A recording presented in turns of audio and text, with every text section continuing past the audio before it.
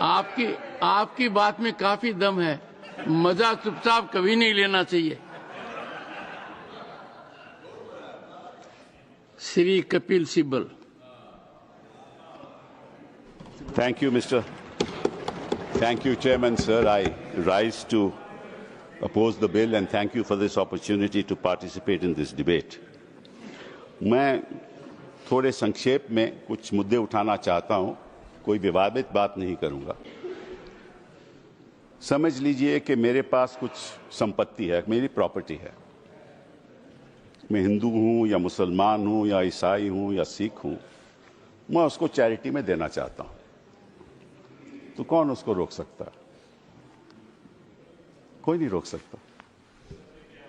और इतिहास में जो ये बात आपके सामने रखना चाहता हूं कि there was a right of non Muslims also to make a waqf, और 1954 में और 1995 में जो प्रावधान लाया गया उसमें यह लिखा गया कि केवल मुसलमानों को वक्फ बना सकते हैं, कोई और नहीं बना सकता, प्रॉपर्टी नहीं दे सकता। और 2013 में जो संशोधन लाया गया, ये जो रोक थी वह खत्म हो गई। अब ये जो 2024 का अभी कानून बना है, उसमें वापस ये कहा गया कि केवल मुसलमान ही वक्फ दे सकते हैं। वो तो अलग बात है, मैं केवल छोटी सी बात रखना चाहता हूं। मैं as far as the 17th century, and I'll give you a judgment of the Madras High Court, which observed that it is common for the Hindu zamindars to have Muslims in their territories to make Muslim endowments. Similarly, in Arur Singh versus Badr Deen, Lahore High Court upheld the right of a Hindu to make waqf of his property for a Muslim graveyard. After independence, Nagpur High Court upheld the right of a non-Muslim to create waqf. और हमारे प्रधानमंत्री जी, इनकी मैं बड़ी इज्जत करता हूं, हमेशा कहते हैं वन नेशन वन लॉ। तो अगर वन नेशन वन लॉ होना है तो बताइए भाई साहब कि ये केवल कहना कि मुसलमान ही वक्फ दे सकते हैं, ये किस किस्म का लॉ है? ये किस किस्म का लॉ है? और ये भी कहना कि मुसलमान को पहले 5 साल मुसलमान बने फिर तय करना होगा कि तुम वक्फ दे सकते हो कि नहीं। अरे भाई, प्रॉपर्टी मेरी, मालकियत मेरी, चैरिटी में मैं देना चाहता हूं, आप कौन होते हो कहने को नहीं दे सकते? ये कौन सा कानून है? ये छोटी सी बात है, ये कौन सा कानून है? मैं हिंदू हूं, हिंदू होकर भी मैं दे सकता हूं। ये तो मेरी मर्जी है ना, प्रॉपर्टी तो मेरी है, आपका तो कोई हक नहीं। तो पहली बात तो ये कि ये आपने प्रावधान रखा क्यों? अगर आप one law one nation one law की बात करते हो कि सारे धर्मों पे लागू करो, कोई भी दे सकता है। पहली बात ये। दूसरी बात, एक नड्डा साहब ने बड़ी अच्छी कही कि देखिए ये कितनी एकर्स प्रॉपर्टी औकाफ की है, वक्फ की है। मैं उनको बताना चाहता हूं कि there are 32 Waqf boards in this country in different states merely supervise administration of waqf properties in their respective states. But please note kar lijiye Nada ji, total area of Hindu religious institutions in Tamil Nadu, Andhra Pradesh and Telangana respectively is 4,47,000 in Tamil Nadu, 4,65,000 in Andhra, 87,000 in Telangana, 723 acres with Tirumala Tirupati Devasthanam, and thus it comes to 10 lakh acres only in 4 states. And आप कहते हैं कि देखिए औकाफ में 8 लाख एकड़ है। अरे भैया, आपके हिंदू टेम्पल्स में भी इतनी संपत्ति है, वहां आप क्या कर रहे हो? वहां आप क्या कर रहे हो? बाकी स्टेट्स में देखो ना। अच्छा, और ये नहीं कि हर धर्म में सुधार नहीं होना चाहिए, उतार होना चाहिए। मैं आपके साथ सहमत हूं, हिंदू धर्म में भी सुधार लाना चाहिए, लाना चाहिए ना, हिंदू धर्म भी सुधार लाना चाहिए। अंडर हिंदू धर्म, एक मिनट, हिंदू धर्म, मैंने आज तक किसी को टोका नहीं, मैं केवल छोटी सी बात रख रहा हूं आपके सामने। हिंदू धर्म में भी सुधार होना चाहिए अब हिंदू धर्म के अंतर्गत अगर कोई सेल्फ एक्वायर्ड प्रॉपर्टी हो तो वह अपने बेटों को दे सकता है, बेटी को नहीं दे सकता। कहता है मैं नहीं दूंगा अपनी बेटी को। इस्लाम में भी है कि भाई को ज्यादा मिलेगा और बेटी को कम मिलेगा, इस्लाम में भी यह है। वहां वक्त से द्वारा सुधार हो सकता है, यहां कोई सुधार नहीं हो सकता। तो आप अगर महिलाओं की बात करते हो तो एक कानून लाओ कि हिंदू लॉ में कोई अपनी सेल्फ एक्वायर्ड प्रॉपर्टी केवल बेटों को नहीं दे सकता, वहां महिलाओं का हक होना चाहिए।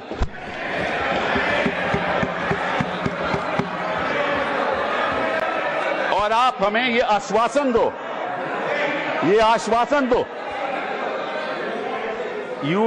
you make a commitment in this house that you will bring a law which will protect the right of daughters when they want to give away their self-acquired property. दूसरी बात ये मैं आपके सामने रखना चाहता था। तीसरी बात मैं आपने सामने रखना चाहता हूं। आपने कहा, और ये बात आपको वैसे जाननी चाहिए, शायद मालूम नहीं आपको बताया या नहीं, लेकिन ये जो बोर्ड है ये स्टैट्यूटरी बोर्ड है, पहले भी था। इसमें कोई नॉमिनेट नहीं होता था। मैं आपको बताता हूं क्या वो स्टैट्यूटरी बोर्ड था। Most nominees were of the government, पहले भी। MPs are there, judges of Supreme Court, High Court, civil servants were there. And the chief executive officer of the board is a civil servant. Government can give directives to the board and even supersede it. Tribunal members are nominated by the government. ये तो पहली स्थिति थी। तो अगर सरकारी यहां नियुक्ति थी तो गलत कौन काम कर रहा था? आपने उसको क्यों सुपरसीड किया? सब नॉमिनी क्यों आपने रखवा लिए? अरे भैया पहले भी तो स्टैट्यूटरी बोर्ड था, तो आपने प्रावधान क्यों लाया? ये अगर कोई गलती हो रही थी तो मुतवल्ली से हो रही थी। होता क्या था कि मुतवल्ली इसी वक्फ में अब डील कर लेता था और उसकी वजह से ये मिसमैनेजमेंट होती थी। आपको उसको ठीक करना चाहिए था। हम भी आपके साथ हैं। पहली बार मुझे याद है, आई थिंक इट वाज 1954, कि तमिलनाडु के ब्राह्मण ने एक कहा कि हमारे यहां मंदिरों में बड़ी गड़बड़ हो रही है, और उसकी वजह से 1954 एक्ट बना। तो गड़बड़ तो सब जगह होगी, आपकी सरकार में भी बड़ी गड़बड़ हो रही है, वो भी हो रही है, वो ठीक है, वो तो गड़बड़ तो होती है, गड़बड़ तो होती है। तो अब आपने क्या किया? अब बड़ी इंटरेस्टिंग बात है, आपने क्या किया? आपने कहा कि भैया अगर कोई, सर देखिए आपने सबको 15-15, 20-20 मिनट दिए, मुझे 10 मिनट दे दीजिए, ज्यादा नहीं मांगता मैं, थोड़ा सा। सर कपिल जी, हम मुद्दे की बात कर रहे हैं, हम कोई पॉलिटिक्स की बात नहीं कर रहे। नड्डा जी ने कहा कि यहां कोई पॉलिटिक्स की बात नहीं हो रही, क्योंकि देश के भविष्य का सवाल है।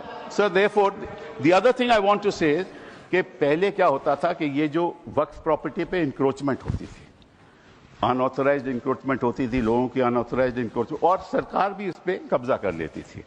इसलिए जो लिमिटेशन प्रोविजन लाया गया उसमें यह रखा गया कि जो 12 साल का लिमिटेशन ऑर्डिनरी लॉ में है वो नहीं है। किसी ने गलत तरीके से वक्फ प्रॉपर्टी का कब्जा कर लिया तो अगर लिमिटेशन की बात आएगी तो 12 साल के बाद वो उसको चैलेंज नहीं कर सकता। आपने वो वापस लिमिटेशन ले आए, मतलब कि उनका अनऑथराइज्ड कब्जा कायम रहेगा। तो ये तो आप इंक्रोचमेंट्स का साथ दे रहे हो, इंक्रोचर्स का साथ दे रहे हो। मतलब कि जो वक्फ प्रॉपर्टी में गलत कब्जा हुआ है वो कब्जा वैसे ही रहेगा, क्योंकि 12 साल बीत जाएंगे। ये किस किस्म का प्रावधान आप लाए हो? आप प्रोटेक्ट कर रहे हो वक्फ प्रॉपर्टी को कि इंक्रोचमेंट्स को प्रोटेक्ट कर रहे हो? फिर साथ साथ में आपने ये कह दिया कि district magistrate has the full power to decide as to whether it is waqf property और not. This is what you have said. Now what inquiry will the district magistrate have in that case? He will decide on his own and his decision is final. You were talking about Article 21 of the Constitution and said कि ये जो वक्फ जो council है इनका decision कैसे final हो सकता है, वक्फ बोर्ड का डिसीजन कैसे फाइनल हो सकता है, ये तो चैलेंज ही नहीं हो सकता in a civil court. Which decision of the district magistrate will you challenge in the civil court? You have said in this law that the decision of the district magistrate is final. And when he decides that this property is not waqf property, that cannot be challenged till he gives a final decision. So you can't deal with that property. You give finality to it. और वो जो आपने रखी है बात कि ये जो इंडाउमेंट्स हैं, ये जो वक्फ है, इसकी जो ट्राइब्यूनल की डिसीजन है ये फाइनल रहता है, ये आपने कहा ना। नो, अगर वो वक्फ ट्राइब्यूनल का डिसीजन फाइनल रहता है तो सिविल कोर्ट को तो कोई हक नहीं उसको चैलेंज करने के लिए। यही बात हिंदू इंडाउमेंट्स एक्ट में है। हिंदू इंडाउमेंट्स एक्ट में जो उनका मैनेजमेंट है उसका डिसीजन फाइनल है। थैंक यू कपिल तो जी। अगर हिंदू इंडाउमेंट्स का डिसीजन फाइनल है वो तो आपको कोई आपत्ति नहीं, यहां ट्राइब्यूनल का डिसीजन फाइनल है तो आपको आपत्ति है। Thank you Kapil ji. ये है sir, thank you sir. Sir last one, Shri 1 second sir, last 10 minutes sir, last sir, okay last sir, the only, देखिए ऐसा है, ओके 2014 के बाद आपके पास टाइम बचा ही नहीं है संजय जी।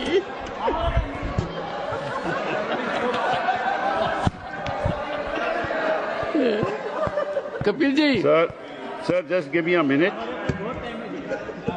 Honourable members, sir just 1 second, Kapil ji, one second, sir. 1 second. What is the fact of the fact of the matter is the problem. 1 second, Kapil ji. The Honorable Parliamentary Affairs Minister. sure. मैंने honourable chairman sir, पिछली बार भी कपिल सिब्बल जी जब यहाँ बोले थे तो मैंने कहा था कि सीनियर एमपीज बैठ के हमारे साथ में डिबेट डिस्कशन में हिस्सा लेगा तो हम लोग अच्छा लगता है। लेकिन प्रॉब्लम क्या है कि वो कई बातें बोल करके सीधा चले जाते हैं, क्लैरिफिकेशन नहीं सुनते हैं। उनके बोलने से पहले 1-2 लोग बोलते हैं तो वो जरूर सुनते हैं, मगर उसके बाद वो कुछ ऐसा सवाल रख करके चले जाते हैं, फिर वो सुनने के लिए बैठता नहीं है। तो रात को जब मैं जवाब दूंगा तो वो तो रहेंगे नहीं। तो इसका ऐसे परिस्थिति में मुझे क्या करना चाहिए सर, आप बताइए, क्योंकि ये तो बड़ा समस्या हो गया सर। कपिल जी, एक मिनट, 1 सेकेंड सर जैसे कि उन्होंने बड़ा, क्योंकि उससे सीनियर होने के नाते उसका सूझबूझ समझ, उसका इंटेलेक्ट को तो मैं चैलेंज नहीं कर सकता हूं, लेकिन जैसे कन्फ्यूजन बात करके चला गया। उन्होंने 4 स्टेट का रिलीजियस जो लैंड है उसको वक्फ का साथ में कंपेयर करके कन्फ्यूजन करके चला गया। वक्फ प्रॉपर्टी रिलीजियस प्रॉपर्टी नहीं होता है, वक्फ प्रॉपर्टी अलग है, वो सिविल है। यहां उन्होंने एग्जाम्पल गलत दे के चला गया। फिर बोलता है कि मेरा जमीन मेरा प्रॉपर्टी है, आप कौन होता है कानून बनाने वाला। मैं इसलिए बोल रहा हूं कि वो चले जाएंगे वो सर। नहीं, डॉक्टर अभिषेक सिंह भी चले गए हैं। अभिषेक जी तो चले गए, अब मैं क्या करूं, रोक नहीं सकते सर। वापस आएंगे क्योंकि विप है, because of whip he will come वापस सर। तो जैसे कि सर मैं इसलिए बोल रहा हूं चेयरमैन सर, जैसे कि उन्होंने कहा कि जमीन मेरा है, तुम कौन होता है कानून बनाने वाला। तो जब कोई ट्रस्ट बनाता है तो ट्रस्ट को कौन चलाते हैं, उसका निगरानी कौन करता है, चैरिटी कमिश्नर। तो आप बोले कि मैं हिंदू हूं, मैं हिंदू एक ट्रस्टी हूं, तो चैरिटी कमिश्नर में तुम मुस्लिम नहीं आ सकते हो, क्रिश्चियन नहीं आ सकते। ऐसे हो सकता है कि इस देश में देश कानून से चलता है। आप बोलते हैं मेरा मर्जी होगा, इसका मतलब क्या एक मिनिस्ट्री मुसलमानों के लिए अलग मिनिस्ट्री बनाना है और हिंदुओं के लिए अलग मिनिस्ट्री डिपार्टमेंट खोलना है। आप कैसे बात करके जा रहे हैं इतना सीनियर होते हुए। आप इस तरह का देश में एक कानून सबके लिए चलेगा तो ये देश के लिए अच्छा होता है।